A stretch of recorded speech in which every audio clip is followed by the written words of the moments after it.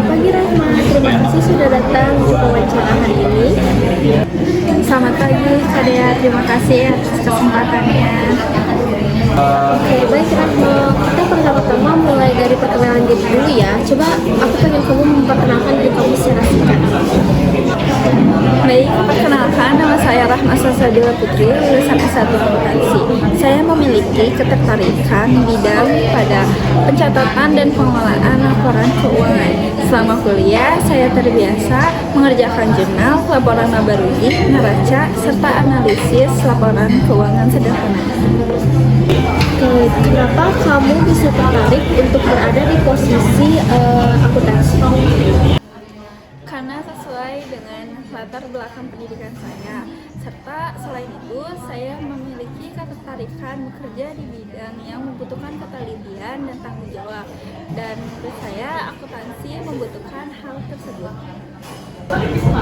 Menurut kamu nih, apa aja sih tugas utama dari seorang staf akuntansi? Tugas utamanya meliputi pencatatan transaksi keuangan, membuat jurnal dan laporan keuangan, membuat rekonsiliasi, melihat apakah data akurat, serta membantu proses pelaporan keuangan perusahaan. Nah, Rahma, apakah kamu terbiasa nih menggunakan Excel ataupun software akuntansi? Ya, saya terbiasa menggunakan Microsoft Excel seperti IM, VLOOKUP, dan Pivot Table, serta saat berkuliah saya terbiasa mempelajari sistem akuntansi berbasis Excel serta menggunakan Accurate saat kuliah. Gimana sih cara kamu bekerja ketika kamu menghadapi data keuangan yang sangat banyak?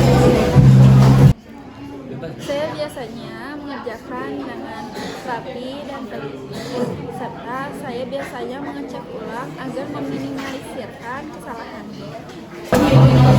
Nah, untuk sekarang saya bakal coba kasih kamu studi kasus ya. Baik, Kak. Ketika sebuah perusahaan membeli perlengkapan kantor senilai 5 juta secara tunai, bagaimana pencatatan jurnalnya?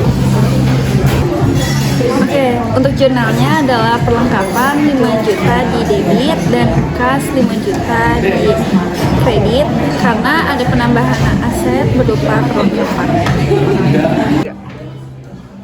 Bagus, oke, next question. Jika pendapatan perusahaan sebesar 120 juta dan total bebannya sebesar 90 juta, bagaimana kondisi perusahaan?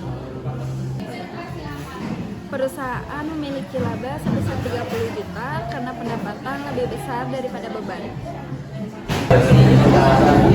Untuk selanjutnya nih, jika kamu menemukan biaya listrik bulan ini sebesar 2 juta tapi belum tercatat, apa yang akan kamu lakukan? Saya akan mencatat biaya tersebut sebagai jurnal penyesuaian karena agar tercatat sebagai biaya yang sebenarnya. Bagaimana jika atasan meminta kamu mengubah angka laporan agar terlihat lebih baik? Kira-kira apa yang akan kamu lakukan? Oke, saya akan menyampaikan secara profesional bahwa pencatatan akuntansi harus berdasarkan data dan SAK yang berlaku karena keakuratan dan integritas sangat penting. Untuk pertanyaan yang terakhir nih, kira-kira apa kelebihan yang kamu miliki untuk berada di posisi ini? Saya teliti, bertanggung jawab, dan mau belajar, serta saya terbiasa belajar dengan data dan deadline. Oke nih Rahma, selanjutnya untuk sesi pertanyaan udah beres. Kira-kira ada yang ingin kamu tanyakan terkait perusahaan ini? Ya Kak, mungkin saya ingin bertanya bagaimana sistem yang digunakan oleh perusahaan terhadap akuntansi dan bagaimana evaluasi kinerja staf akuntansi di perusahaan ini.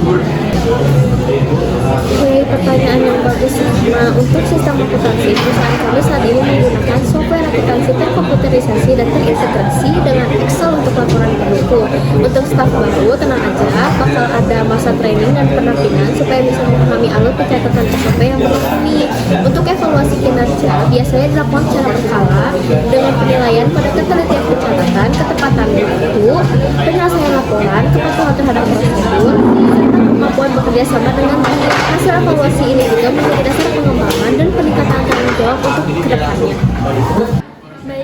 paham Kak Dea. Terima kasih atas waktunya dan kesempatannya.